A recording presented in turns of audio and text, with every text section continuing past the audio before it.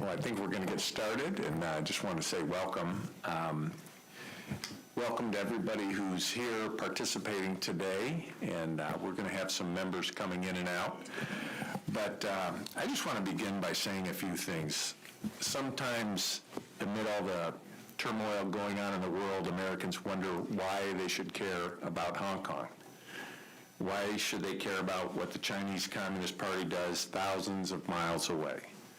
Why should we worry when the CCP imprisons its critics, silences free speech, and breaks its solemn promise to allow the people of Hong Kong to govern themselves under their own laws?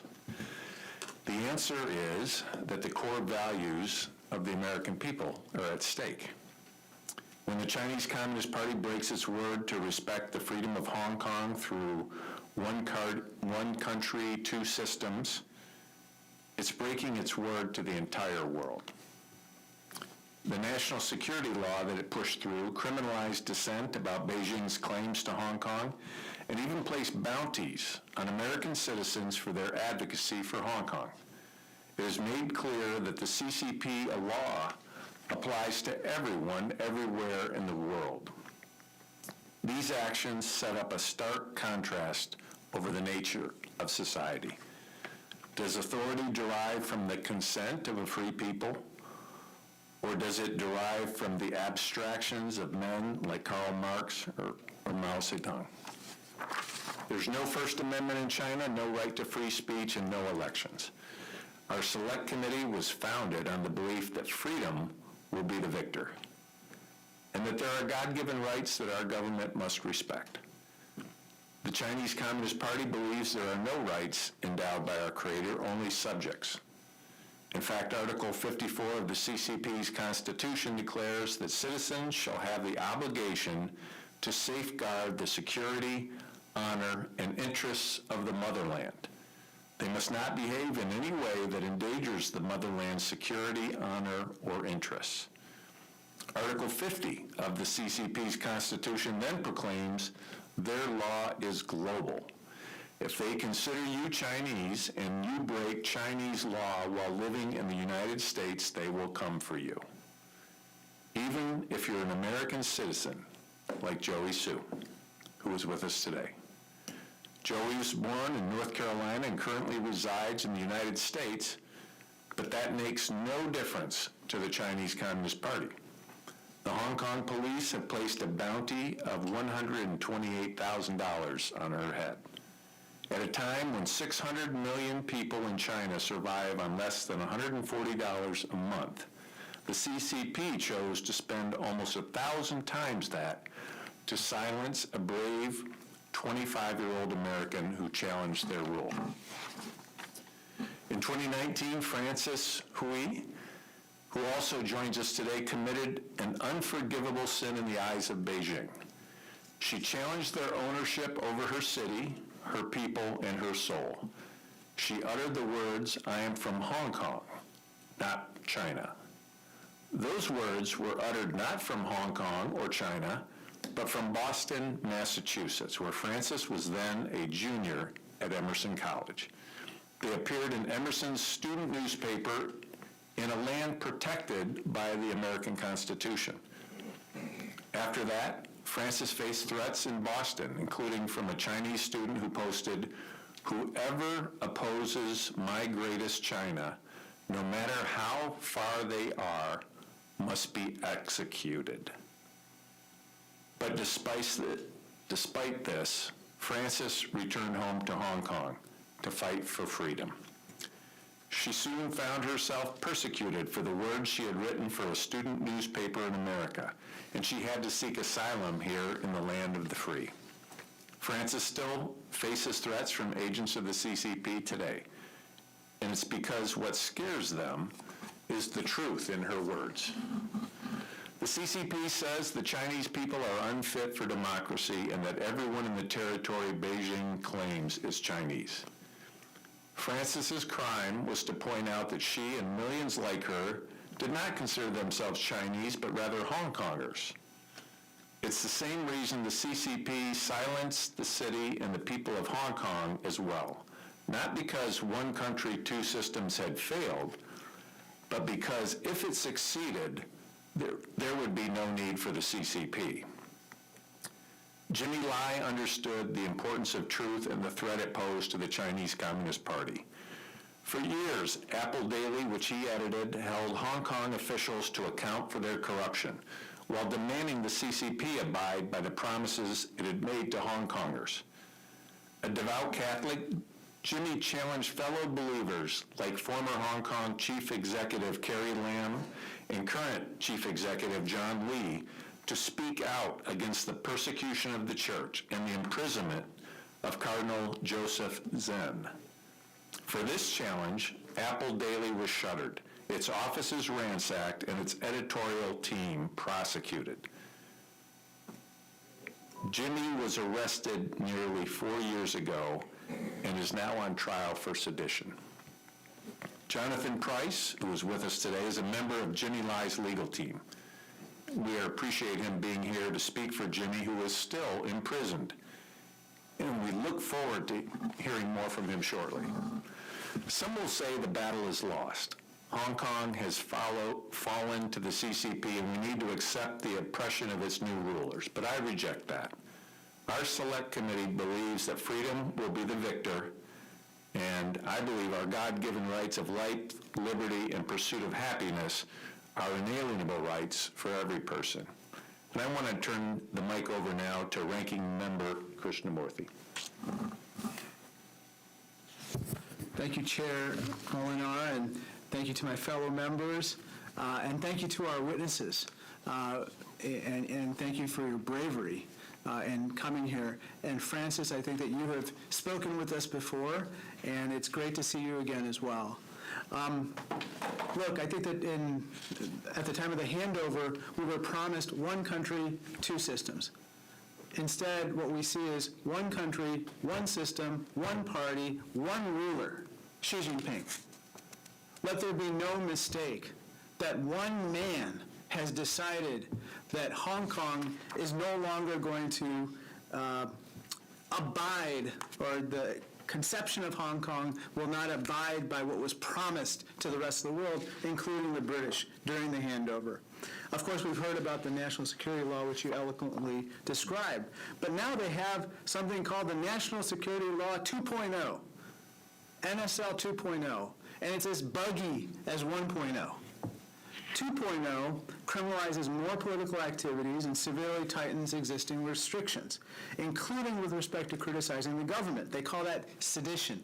Criticism equals sedition. They say that if you obtain and reveal information that paints the government in a bad light, that is somehow state secrets. And working with foreigners and foreign organizations is called external interference. These are Orwellian descriptions of words that we know mean very different things than how they've defined them. So, as you have rightfully said, Congress should take action. Congress should take action. Right now, the law's prohibitions, NSL 2.0, is extraterritorial in nature, and that flies in the face of everything that we know as Americans to be right, and therefore we should take measures to deal with that aspect of it. The law undermines internationally accepted norms for individual rights, not to mention a host of other agreements, including Hong Kong's obligations under the Sino-British Joint Declaration and the International Covenant on Civil and Political Rights. In addition, by criminalizing many types of interactions with foreign organizations, the law jeopardizes Hong Kong's role as an open international city. And quite frankly, one of the most chilling stories somebody told me was that they recently visited China, and as usual, when they were sitting down with their interlocutors in China, everything was very scripted, and they acted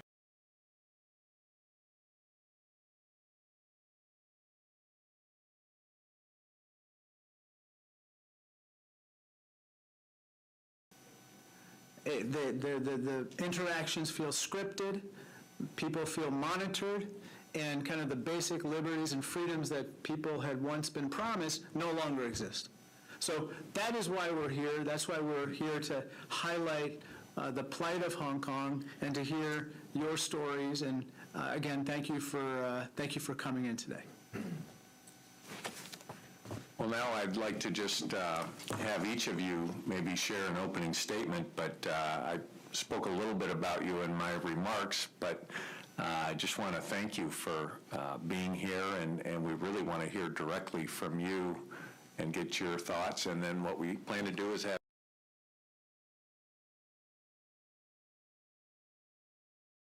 why don't we start with you, if that's all right.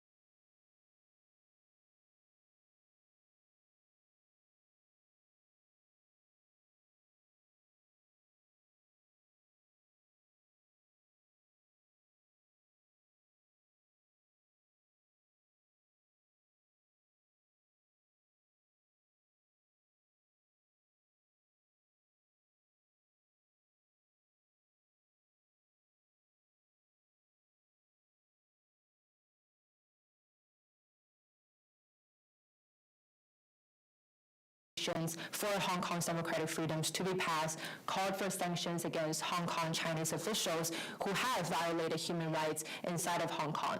And for that, I was being charged for colluding with foreign forces, which means I have been colluding with my own representatives here in the U.S., and then had me being put on the wanted list with a 1 million Hong Kong dollar bounty. And, you know, obviously what follows the arrest warrant and also the bounty was a series of nonstop death threats, online harassment, defamation campaign, all of these. And very unfortunately, my situation, my scenario is really just the tip of the iceberg, as we have always been saying, of this massive transnational repression scheme orchestrated by the Chinese Communist regime against Hong Kongers, Tibetans, Uyghurs, all on American soil, in the forms of, you know, infiltration, spying, coercion, holding our family members as hostages, having their secret police stations open on American soil. And all of these are the scenarios, the situations that we are dealing on a day-to-day, daily basis. And to go even further, as both the chairman and the ranking member have noted, the Hong Kong government passed the yet another legislation with extraterritorial reach, the Article 23, which essentially subjects, as the ranking member have noted, not just only all of the Hong Kongers, but also American citizens like me, to lengthy imprisonments inside of Hong Kong if they dare to even criticize the Hong Kong government or the Chinese government, which would include, you know, hanging up a banner that says "Free Hong Kong" in Hong Kong. That would get you 10 years to lifetime in prison in Hong Kong under this new Article 23. And again, unfortunately, you know, coming back to the U.S., that did not guarantee me safety.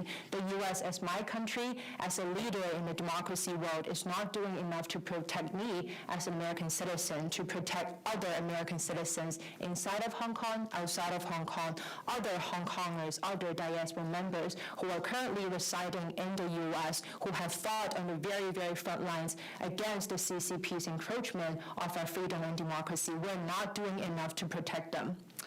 You know, last week, the Hong Kong Economic and Trade Office in the UK, the HAETO, was being found by the UK government that they had paid 3 British nationals to spy on the Hong Kong diaspora right there.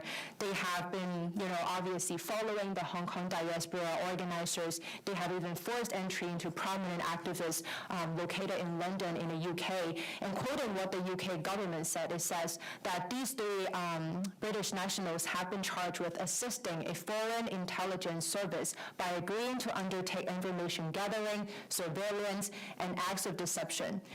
It cannot be more apparent that these Hong Kong Economic and Trade Offices, they are so much more than just an institution by the Hong Kong government to promote purely trade, business, and economy, they are very, very apparent at this point that they are the extended branches of the CCP that does so much more than that. They are the arms of the propaganda machine.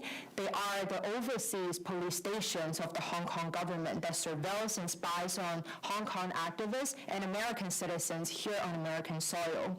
They are an intelligence institution that fuels the transnational repression against our community overall.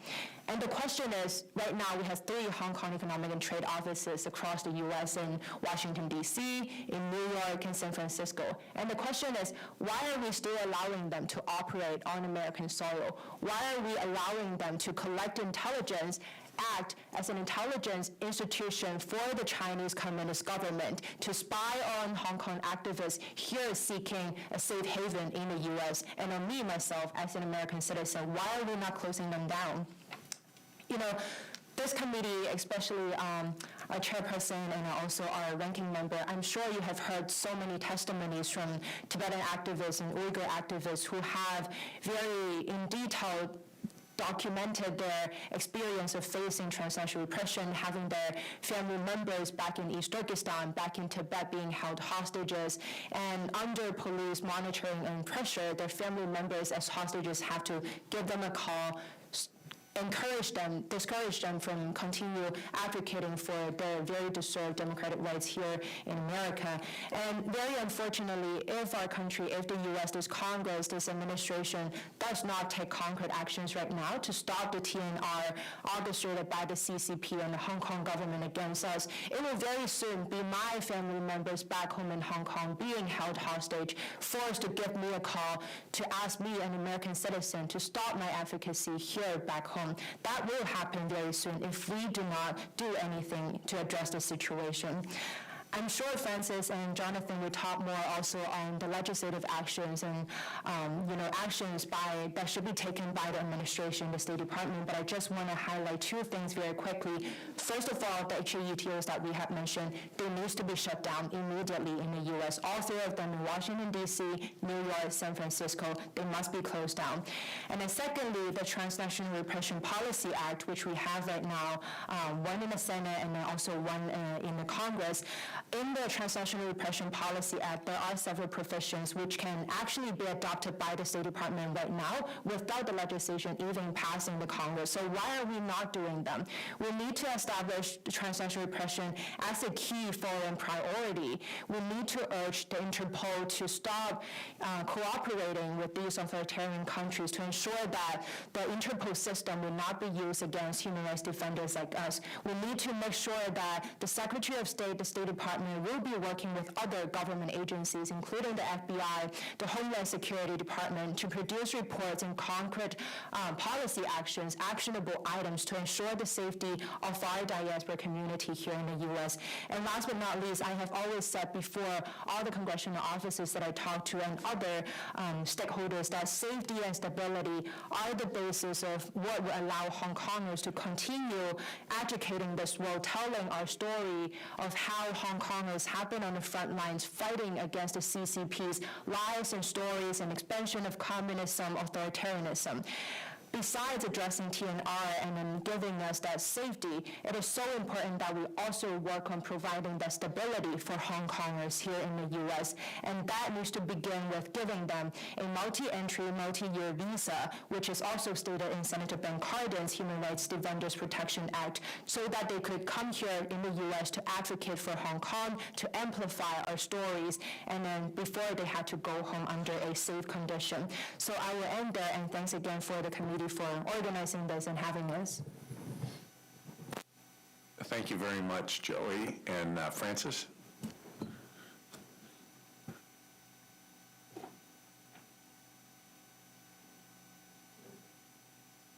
All right. checking. Okay, great. Chairman Lenore, Ranking Member Krishnamurthy, and distinguished member of the Select Committee, thank you very much for leading this very important discussion and giving me an opportunity to brief you on this topic. Thank you for the very thorough introduction about me, and I just wanted to reaffirm here, as what I have said in other occasions with members of Congress, I will not stop what I have been doing here, and I will continue to my advocacy as a policy advocate and a community organizer. As many of you know, freedom in Hong Kong has deteriorated drastically in the past 5 years under the CCP's rule. As we speak, there are more than 1,800 political prisoners in Hong Kong. Among them, the oldest is 76-year-old Jimmy Lai, and the Hong Kong 47, a portion of whom are expecting verdict to come next week.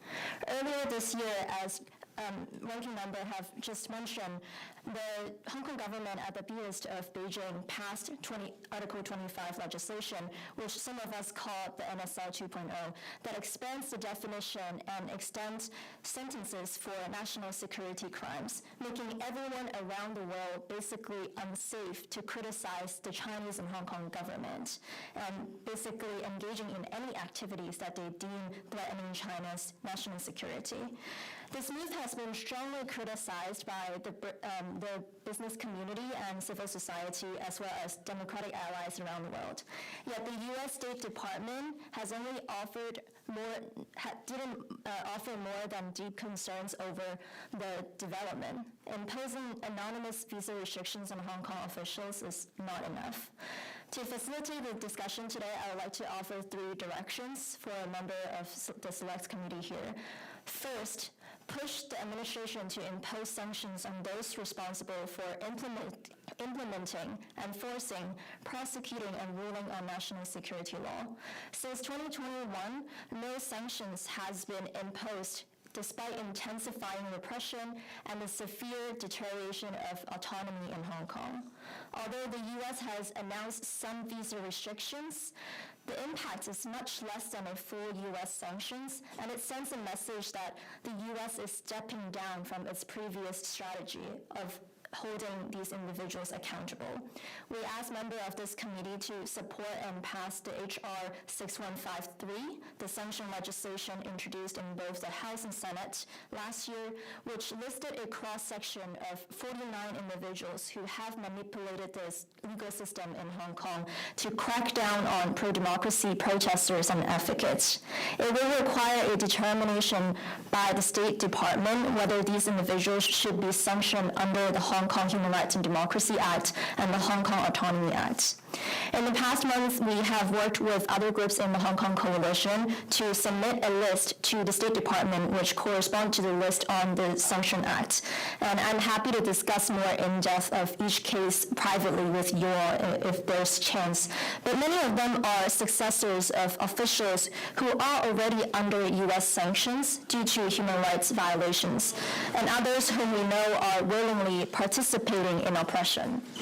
We believe that imposing U.S. sanction on these people is not only a punitive measure, but one that can have deterrence effect if it is combined with effective diplomacy. Second, the House should pass H.R. 1103, the Hong Kong Economic and Trade Office's Certification Act, which would revoke the privileges and immunities granted to HKETOs and force them to be shut down unless autonomy is restored to Hong Kong. The Hong Kong government, as Joey just mentioned, has 3 HKETO locations in the U.S., including one here in Washington, D.C. Behind me is what looked like just another townhouse in the center of DuPont Circle. It is an outpost of the Hong Kong government to spy on overseas activists and influence American policies on China. Within the past month, German and British authorities combined have arrested 4 people who have been working for the local HKETOs on charges of espionage and surveillance. Since Hong Kong is no longer autonomous from China, the CCP should not have two diplomatic representations in the U.S. The HKETO Certification Act was introduced in both the Senate and the House with bipartisan support and passed both Foreign Affairs Committee last year. The HFAC actually passed it with a vote of 39-0 almost 6 months ago. We haven't received an explanation about why the bill hasn't been put on the floor. And so we want to ask your committee to weigh in with your leadership to ensure there is a vote as soon as possible. Relating to the HKETO, we're also supporting another bill, the HR 8125, to rename the street in front of the HKETO in D.C. as Jimmy Lai Way. We request that member of the committee also co-sponsor this legislation to remind people here and the CCP officials every day of Hong Kong's ongoing crackdown on advocates of freedom of expression and democracy. In the interest of time, I will submit other recommendations in writing if there's any way to do that.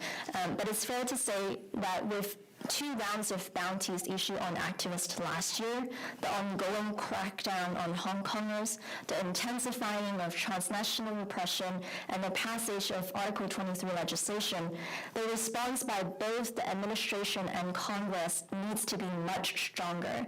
We have to do more, and we need your help.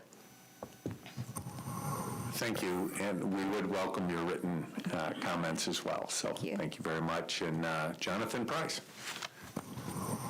Thank you very much, Chairman. I'd like to echo your words of encouragement and all, really, for the 2 women who sit beside me, for Frances and Joey.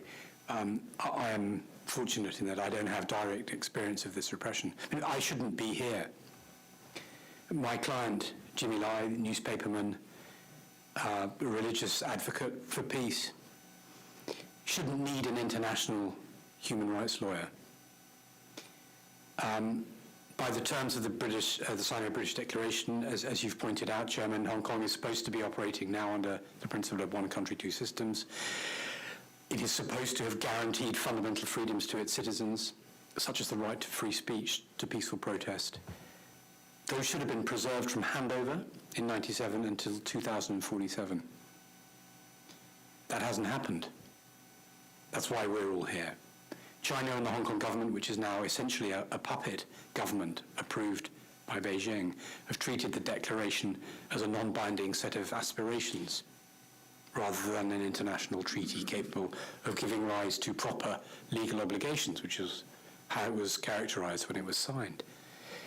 Indeed, in 2017, the Chinese foreign minister described it as a historic document without any practical remaining significance. So I'm afraid that ship has sailed.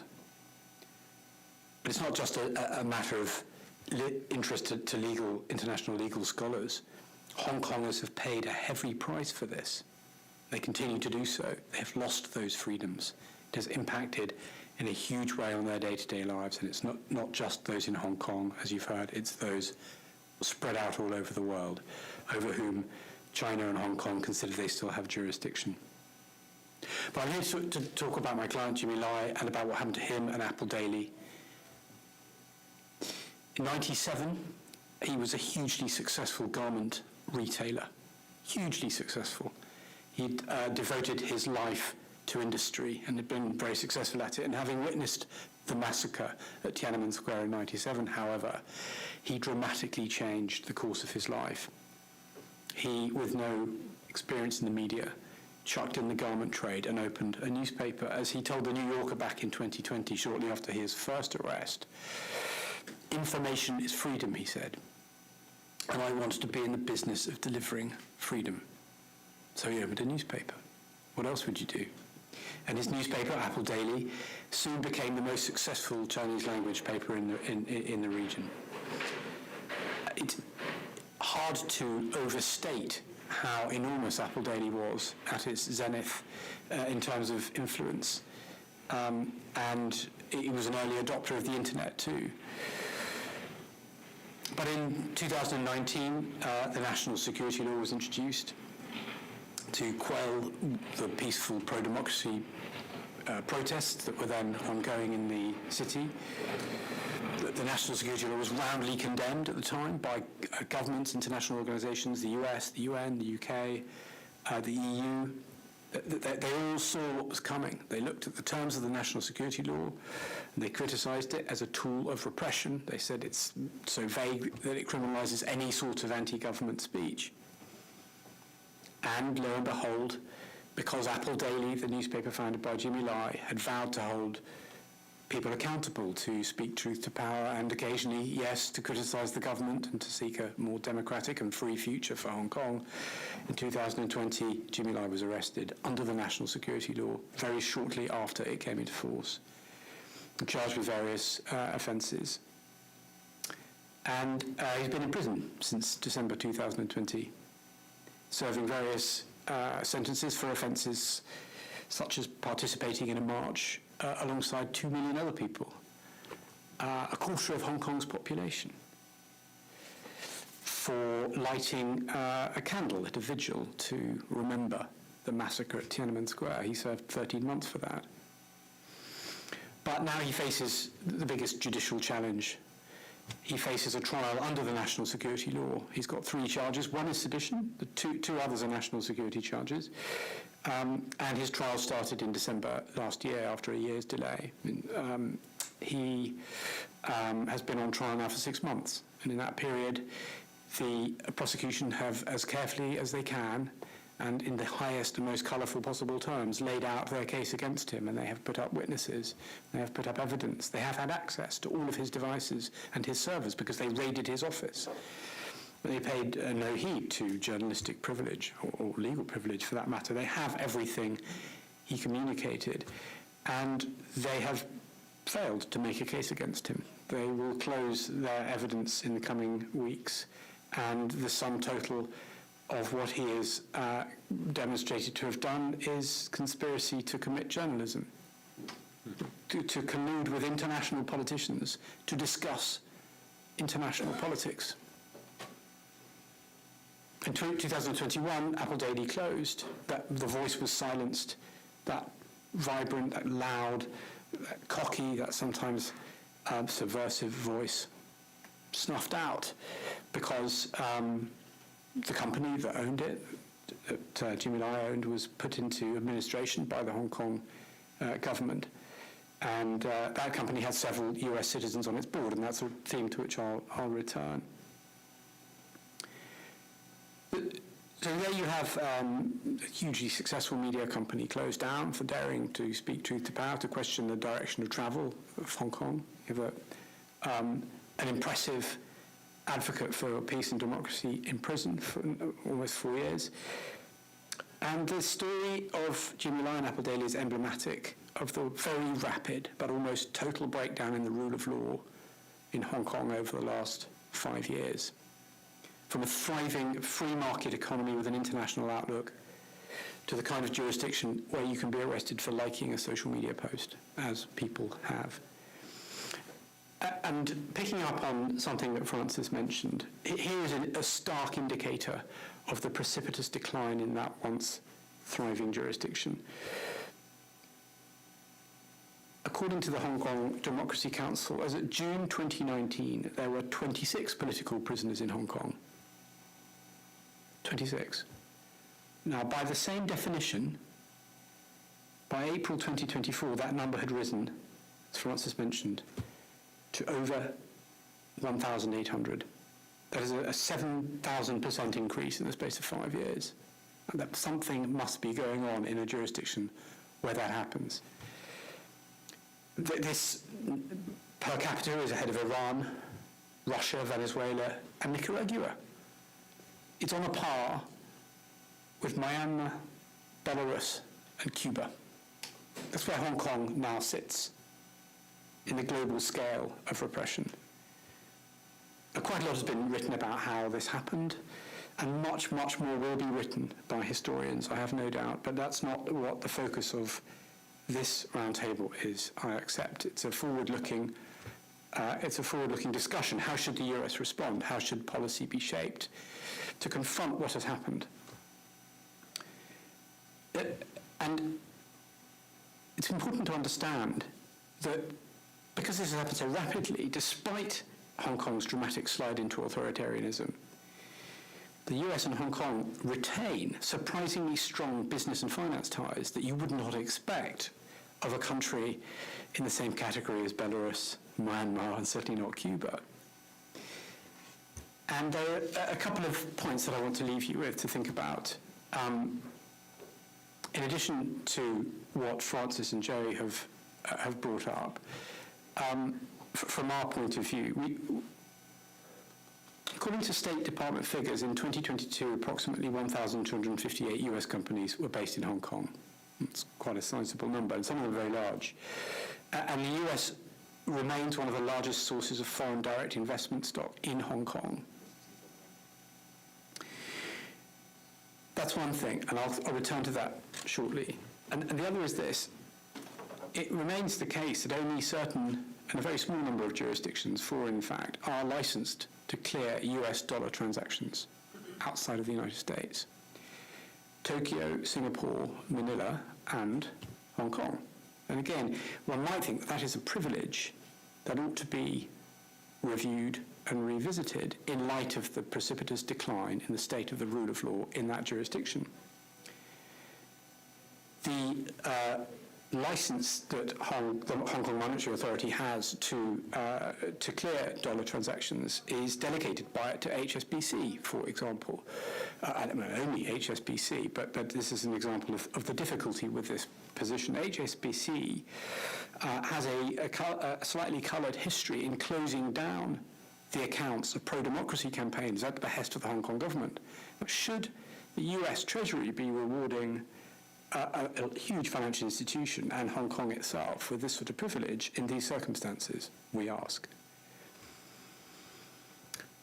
So how long can all of this continue while Hong Kong slides into authoritarianism and is increasingly indistinguishable from mainland China? How long can the US government and US companies turn a blind eye, or in the memorable words of your predecessor, Chairman, how long can US companies wear golden blindfolds whilst they do business in Hong Kong? How long can they turn a blind eye to the fact that Hong Kong has imprisoned 1,800 political prisoners in the last 5 years? And the message, therefore, is simple, and I will conclude in a moment.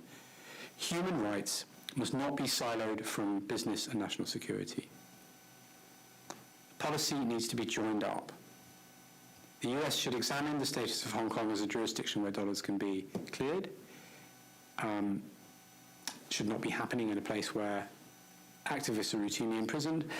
The US must continue to advise US businesses that they face grave and increasing risks by doing business in Hong Kong, and that by doing so they risk endorsing Hong Kong's authoritarianism. But not just that, there is risk to the organizations. The National Security Law and Article 23 empower the Hong Kong executive to delve into the information held by any company or any entity or any person doing business in Hong Kong at will, and to access client data, privileged data, financial data on a mere suspicion basis. And that's a matter of serious concern for US companies, particularly finance and legal companies doing business in Hong Kong.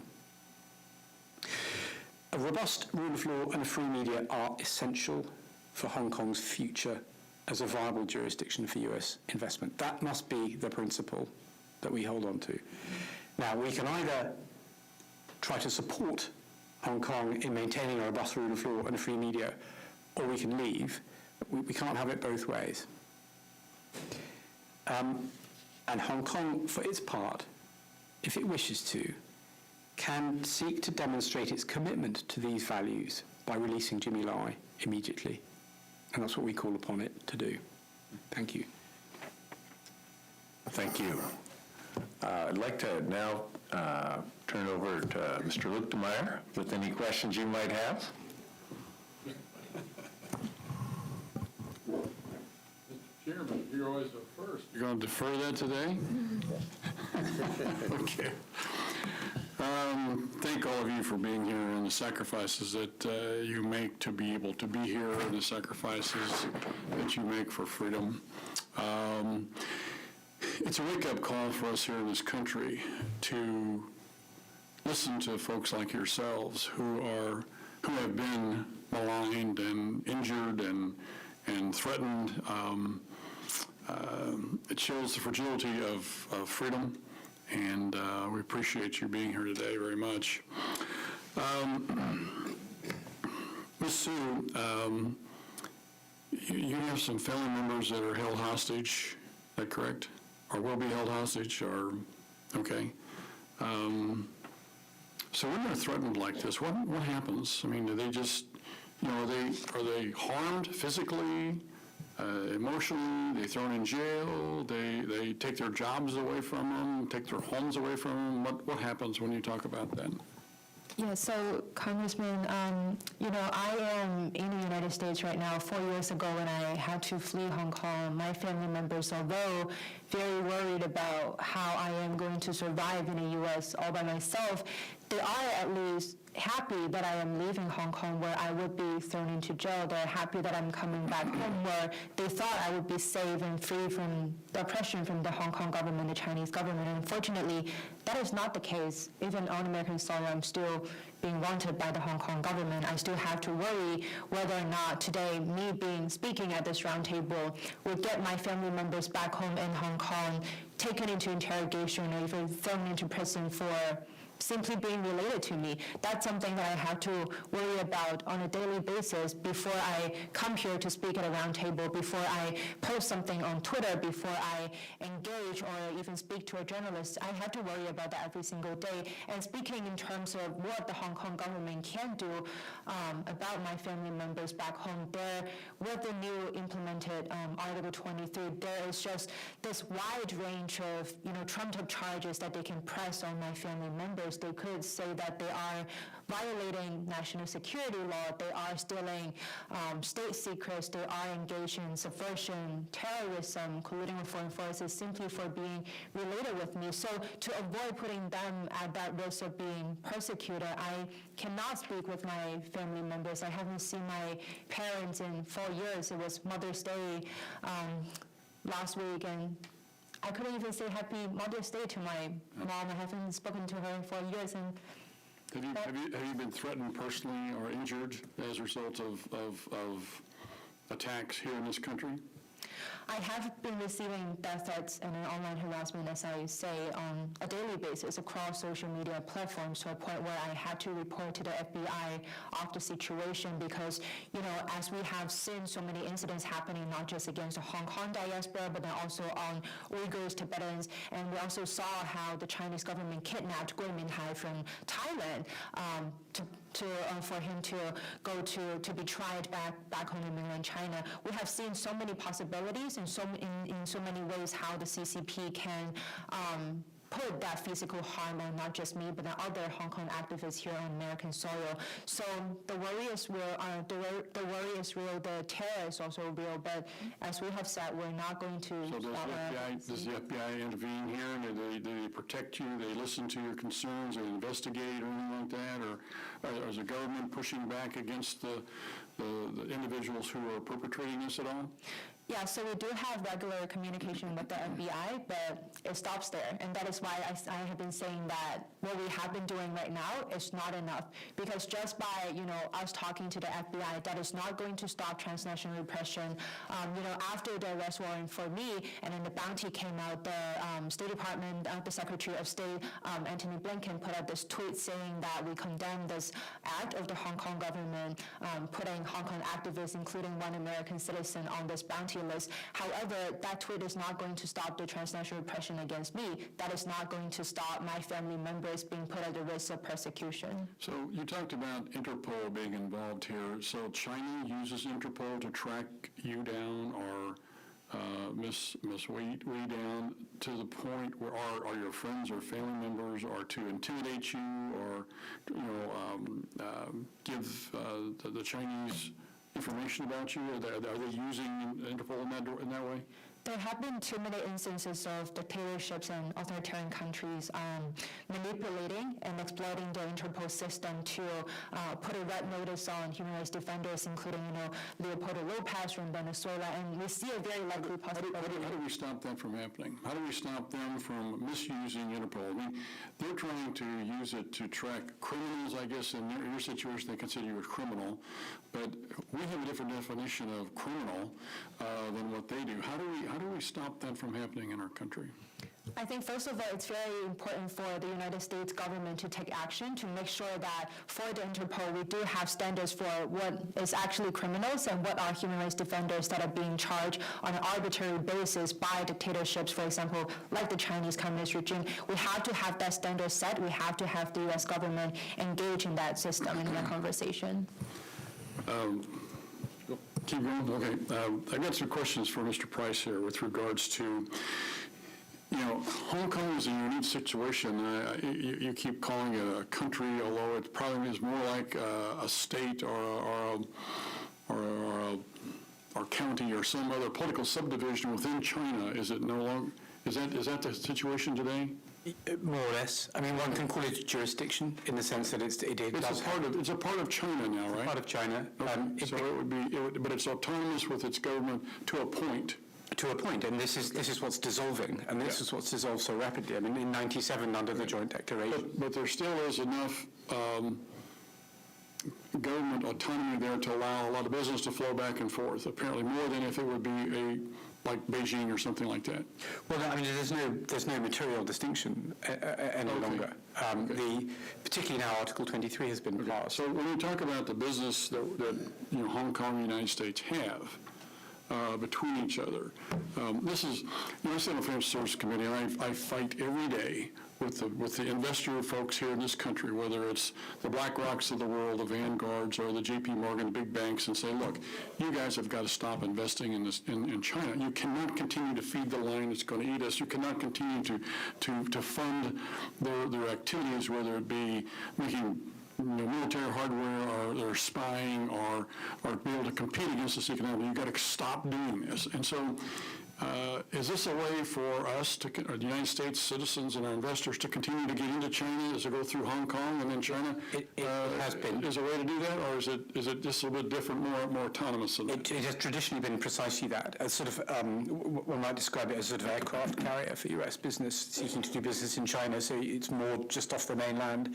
And it has had traditionally certain distinctions. It has a distinct customs regime, for example, and it has its own monetary authority, as I mentioned. But there has been, I mean, those institutions used to have some significance, some substantive meaning, and they used to be substantively distinct from China, but now they're all under Beijing's control. That's no longer the case.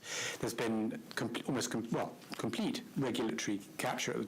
Hong Kong used to be one of the biggest investment markets in the world, yes. Where people would, invest through there, and it's amazing to see,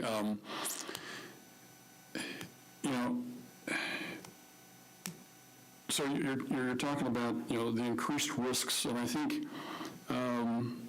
we as a committee need to continue to investigate the amount of investment that goes into Hong Kong from our markets.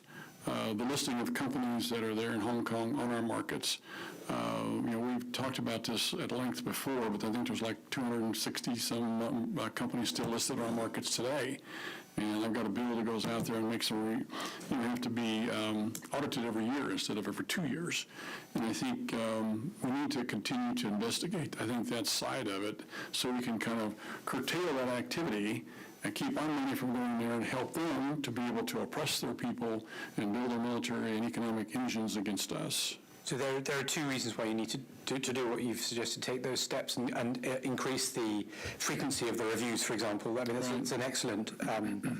an excellent objective. And one is to make the point that you do, that they should not be aligning themselves with these human rights abuses, and they shouldn't be investing into these jurisdictions. But the other is more protective as well. And there is a real risk that companies doing business in Hong Kong will become tainted by what happened there. And as I said, in the 5-year period since 2019 that we've taken as the snapshot, under people's noses almost, there has been this dissolution in the rule of law. No one's really noticed, and that's why you need to keep these reviews up. Sorry. Yeah, go ahead, finish up. I got one more final question. But what I wanted to say about this other reason is this, that we have seen, and this is why you need to do these reviews, we have seen a brain drain from Hong Kong. We have seen an outflow of money. We've seen financial services companies and legal services companies leaving. We've seen people seat their arbitrations in Singapore or elsewhere in the region rather than Hong Kong. And so, but the systems and machinery in Hong Kong is still in place. It's still a financial centre. But what happens when that legitimate money leaves? When the legitimate activity leaves town? What is that machinery going to do? It's going to find work, and that work that it's going to find is almost certainly not going to be good. And there's a real risk that Hong Kong will become a pariah state, and it will use this machinery for bad purposes, for money laundering, and we're seeing that increasingly. Sorry. Yeah, one last question. I appreciate the chairman's indulgence here. One of the things, we had a tabletop exercise a year or so ago about whenever China invades Taiwan, and our generals here in this country say that's going to happen within the next years. And then what happens? Basically, there was agreement that, and from that exercise, that China invades, we sanction China, and we sanction China while they're going to nationalize all of our assets that we have and probably throw our people in jail and use detention camps. And so, as I talk to the investor folks, the BlackRocks of the world, and those folks, and I ask them, why in the world are you taking this kind of risk? Because if this happens, you're going to lose everything, all the investments you have there. Would you agree with that scenario? Would you agree with my review of the situation? And that is a feasible outcome, and no doubt these companies who invest hugely in risk mitigation themselves will have. But all that money is at risk, is what you're saying. Yes. Yeah. So whenever everything collapses and they nationalize everything, their money is going to be gone. All those investments, all those assets are going to be gone. There is certainly a risk of that. There must be. For the reasons. Thank you very much. Thank you. Mr. Newhouse.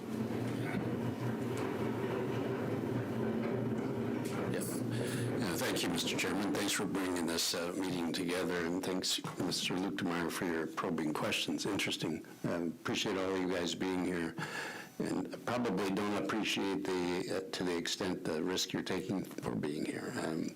So thank you for that. I had the privilege of going to Hong Kong in the early 1980s and saw it as the vibrant economic city that it was. It was just an exciting place to be, and I haven't been back recently, but from what I understand, it's not anywhere close to that any longer, which is truly a shame. That was I guess, an anticipated outcome of turning it back over to China, but treaties are treaties, and that's was honored. It has become clear since then that the terms of the one country, two systems agreement is no longer being honored by China, which is unfortunate for the people that live there, the families of the people that are related to the people that live there. So I guess my curiosity is probably along the lines of what is it the United States can do pragmatically or realistically. Certainly the notion of having, in the picture that the young lady showed of the presence right here in this city of the CCP having a presence in other cities, we've uncovered that, and I think the committee learned that there's a presence in New York City and others places around the country.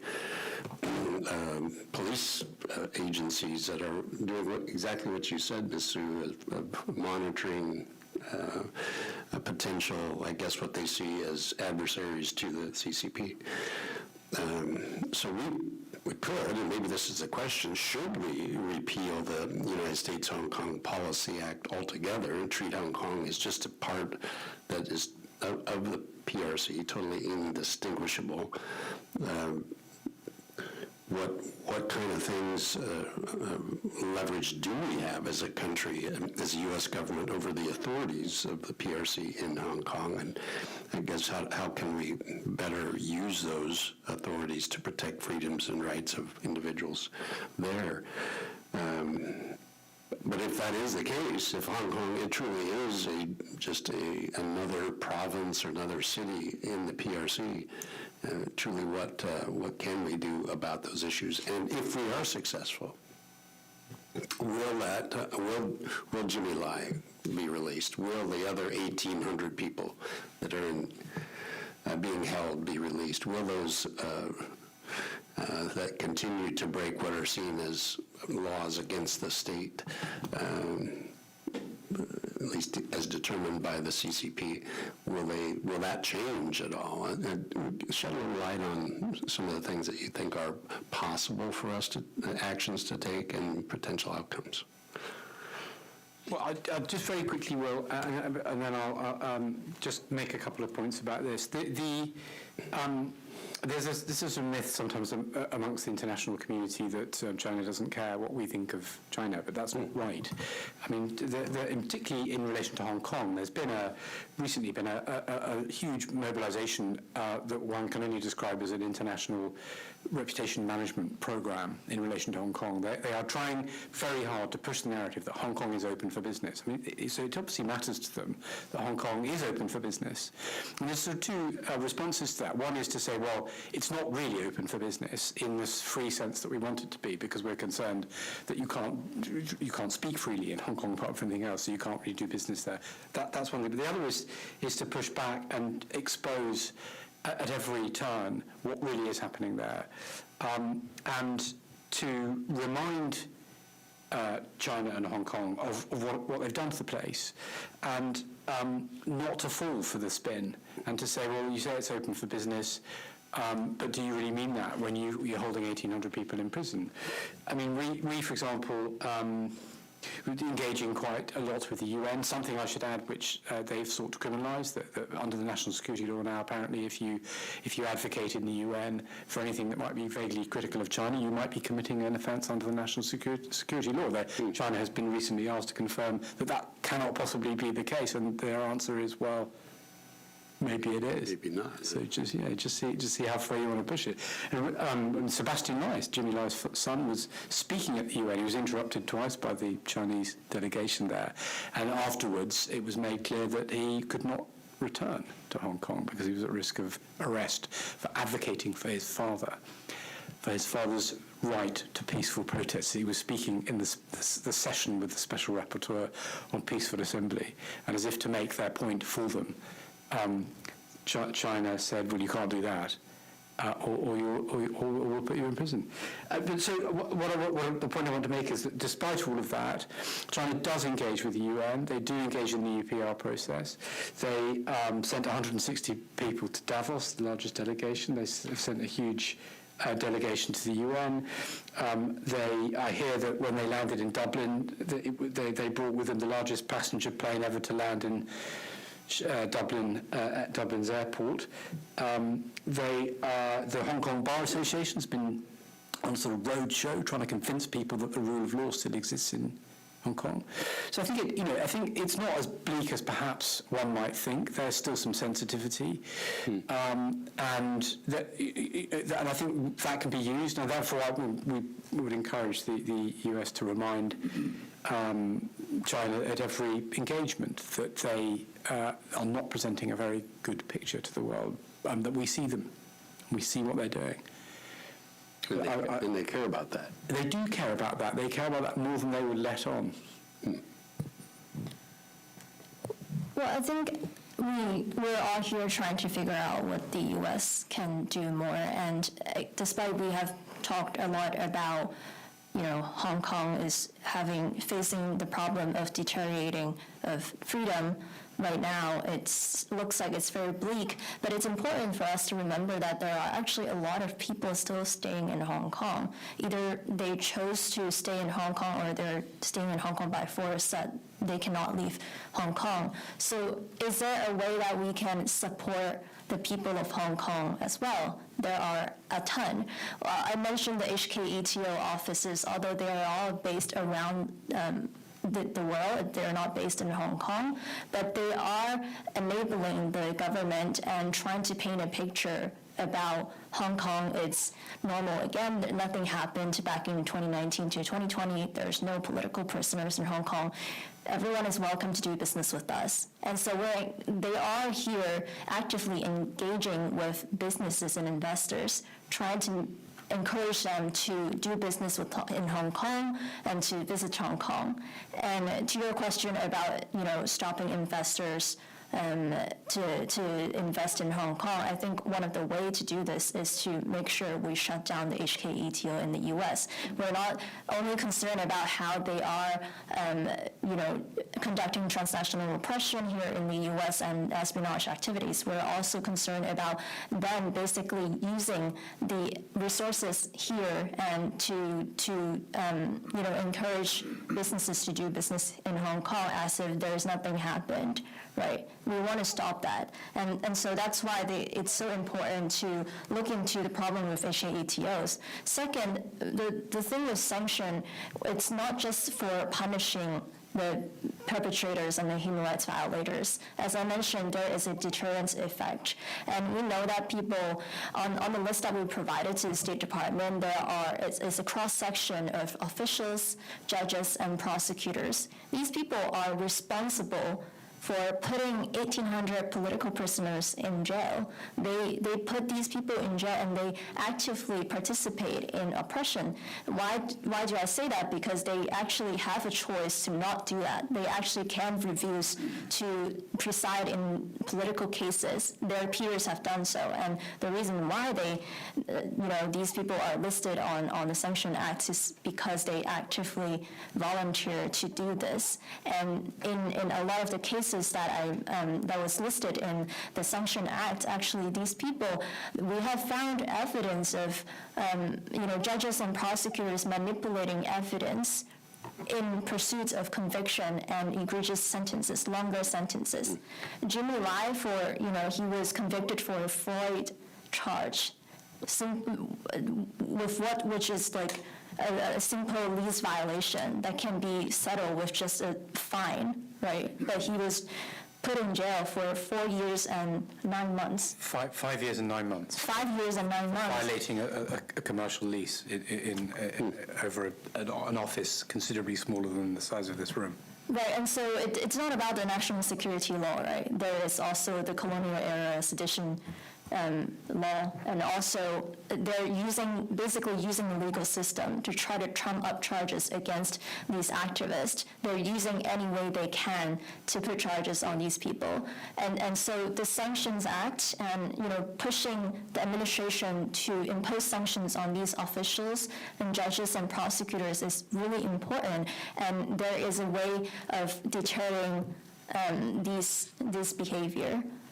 Do you think you mentioned that they're trying to say that we're open for business, please come and invest. Is that message, according to Mr. Luchtmeyer, we still have a lot of U.S. companies doing business there. What about like French companies or other European countries or others around the world? Is that message getting through? Are people coming and taking advantage of Hong Kong being open for business? It is. Actually, the HKETO is working really closely with other departments in the Hong Kong government. And the Hong Kong government, the Hong Kong Tourism Board, every year they produce promotional videos welcoming businesses all around the world to come and do business in Hong Kong. And in the video, there are AmCham, presidents of business chamber, of people like from France and from Germany, EU, and our own AmCham president in Hong Kong are also featured in the video. And so they they're all working together with the Hong Kong government to tell people that, oh, everything is normal, right? There's no political prisoners. But we know for a fact that there are political prisoners, and where in this world that an international financial center would have political prisoners, right? So can you guys share with us, did you both live in Hong Kong at one point? We're both born and raised in Hong Kong. What's it like today living there? The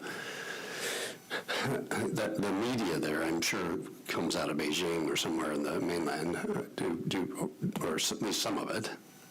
Do people, tell us how people discern the media from the mainland versus maybe other sources within Hong Kong or other parts of the world, and also with communications such as they are, they see what other countries are experiencing. They remember, a lot of people remember what it used to be prior to 1997, I'm sure. Tell us what the feeling is like amongst the Hong Kongers.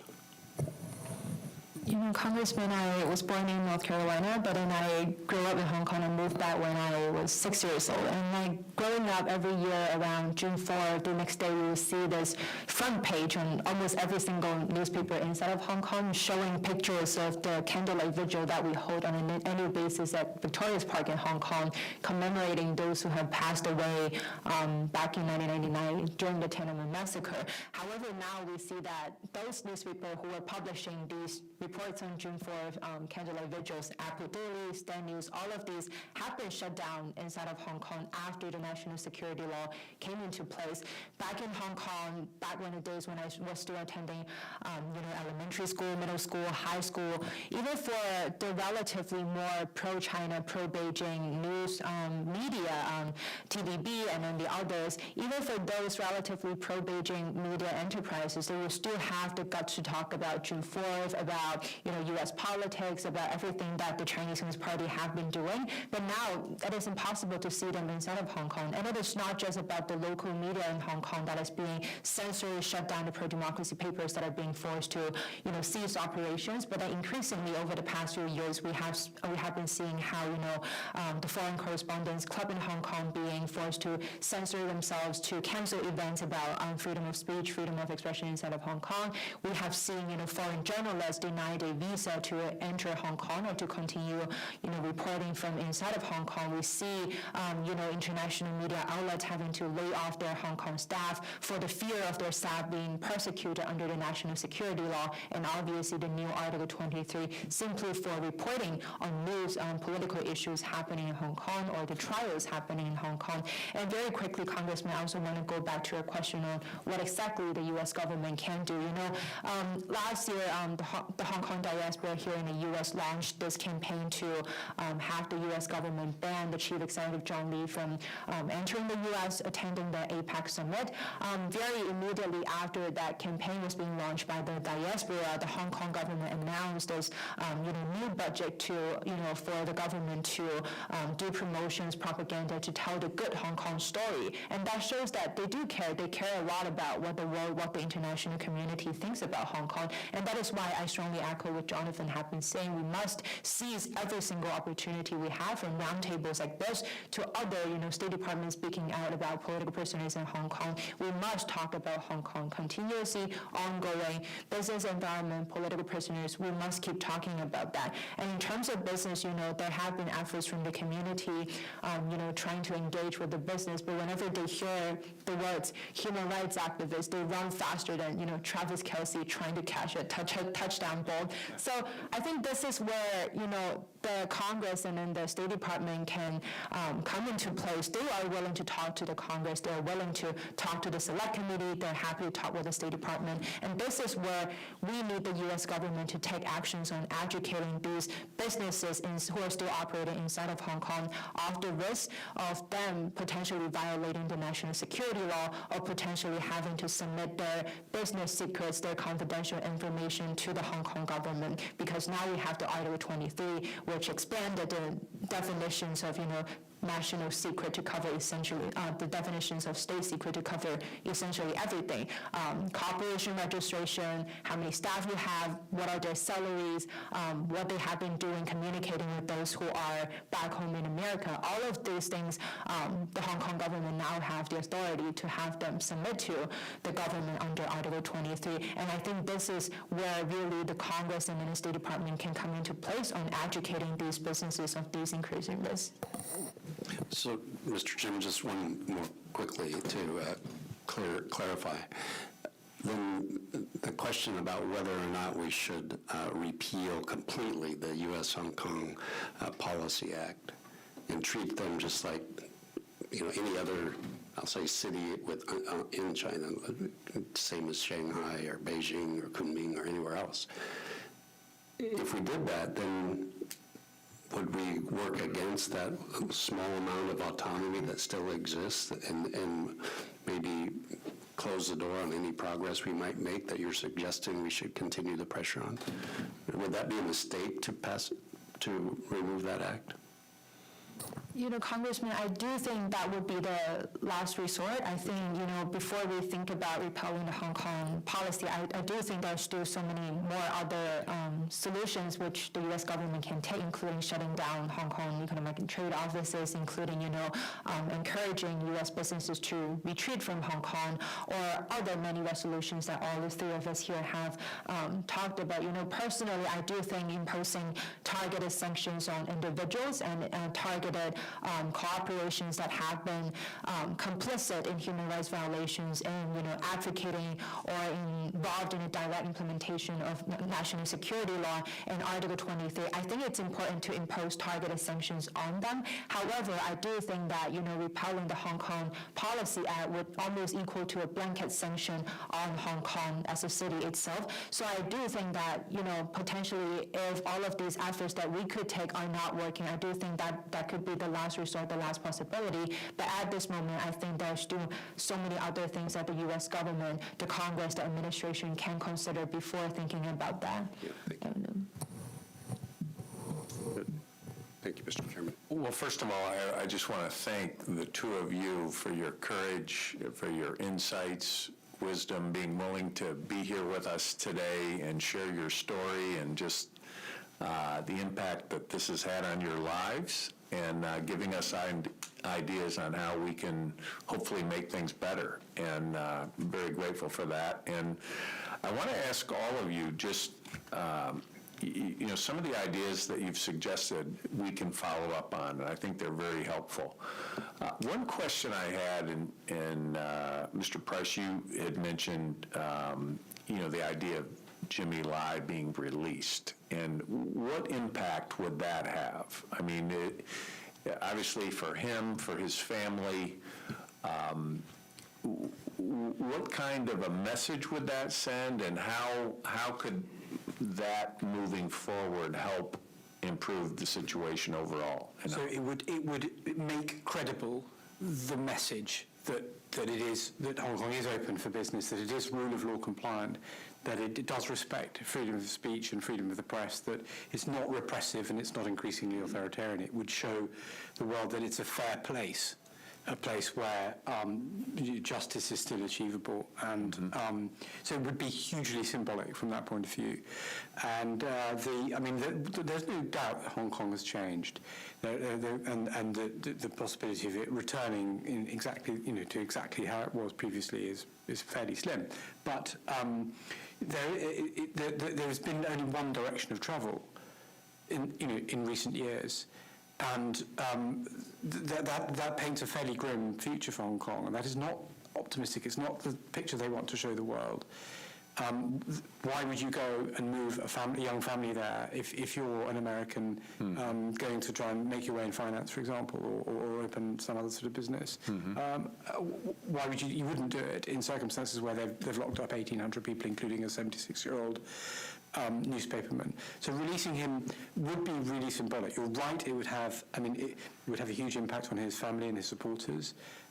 But more than that, it would show that there is some credence to the message they've been trying to send out. And part of everything else, it's the right thing to do. Do you have any thoughts on that?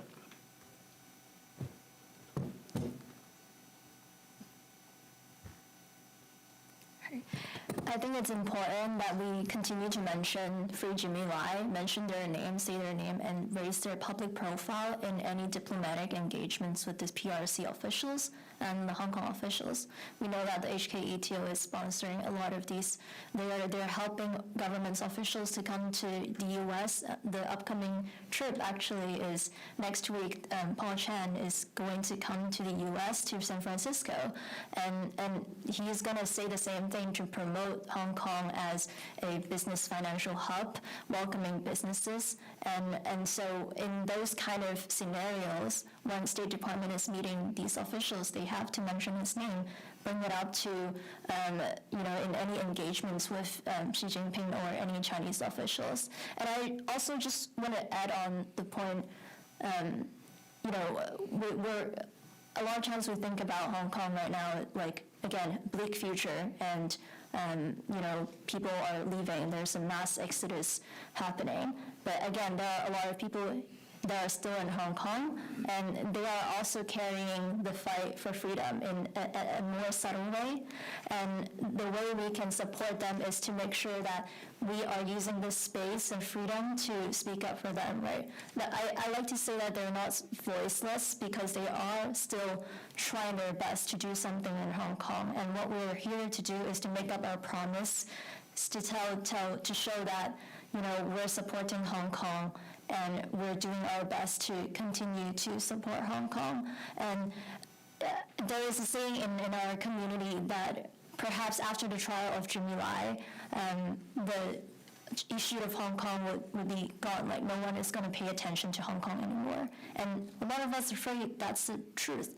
And so we're trying our best to resist that reality. In fact, Hong Kong are still very relevant. In fact, there are a lot of things that we can still do to support the people in Hong Kong and outside of Hong Kong. Mm-hmm. And the recommendations we have mentioned are ways that we can do that. Thank you. Ms. Su? Yes, Mr. Chairman, I think obviously the symbolic meaning of Jimmy Lai, who is now being framed as mastermind behind our 2019 pro-democracy movement, or even before 2019, all these pro-democracy advocacies in Hong Kong, obviously have. If we could, advocate successfully for the release of Jimmy Lai, that would be very, very significant, very, very symbolic. But I do also want to stress that, our advocacy or the U.S. policy towards Hong Kong cannot stop there. After Jimmy Lai, there are still 1,800 political prisoners inside, jails for hanging a banner saying Free Hong Kong, running for elections, and that includes so many of my friends, so many of my classmates when I was in school inside of Hong Kong. So I think it is definitely a stark reminder to the international community of the situation inside of Hong Kong. And back in 1997, when the Sino-British Joint Declaration was signed between the PRC and the UK government, that was not signed in private. That was signed under the witness of the international community, including in the U.S., and the PRC violating the Sino-British Joint Declaration. That is a responsibility that all of our countries, including the U.S., especially the U.S. and the UK, as leaders of the democracy, have to, commit to. That is a responsibility, a moral obligation for us to, continue advocating for. So once again, obviously there are policy recommendations that we have laid out here, but we also do want to see, from the committee, from the U.S. administration, the continuous advocacy for Jimmy Lai and then the other 1,800 political prisoners. Wonderful. Thank you. And thank you, all three of you, for being here, and just appreciate the opportunity to get to know you and to learn from you. So thank you very much. And with that, if there's anything else you would like to say, we are adjourned. Thank you. Thank you.